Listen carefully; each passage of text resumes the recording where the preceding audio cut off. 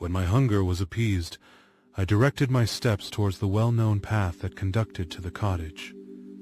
All there was at peace. I crept into my hovel and remained in silent expectation of the accustomed hour when the family arose. That hour passed. The sun mounted high in the heavens, but the cottagers did not appear.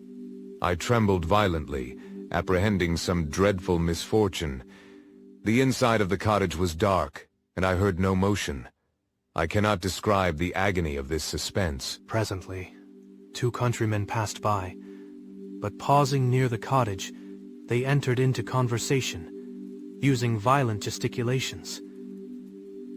But I did not understand what they said, as they spoke the language of the country, which differed from that of my protectors. Soon after, however, Felix approached with another man.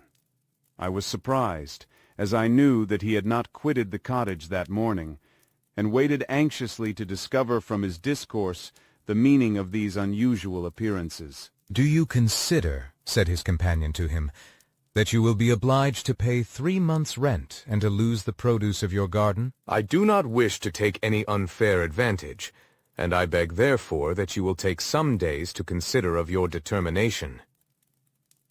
"It is utterly useless," replied Felix. "We can never again inhabit your cottage." The life of my father is in the greatest danger, owing to the dreadful circumstance that I have related.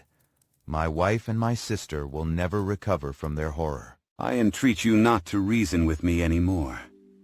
Take possession of your tenement, and let me fly from this place." Felix trembled violently as he said this.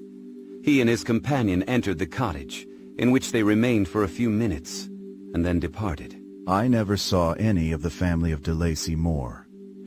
I continued for the remainder of the day in my hovel in a state of utter and stupid despair.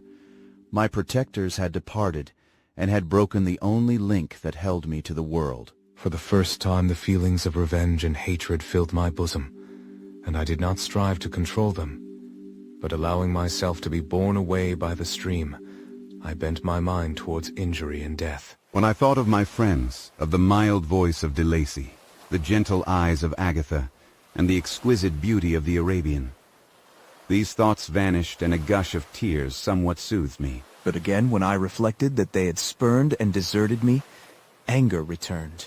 A rage of anger, and unable to injure anything human, I turned my fury towards inanimate objects. As night advanced, I placed a variety of combustibles around the cottage, and after having destroyed every vestige of cultivation in the garden, I waited with forced impatience until the moon had sunk to commence my operations.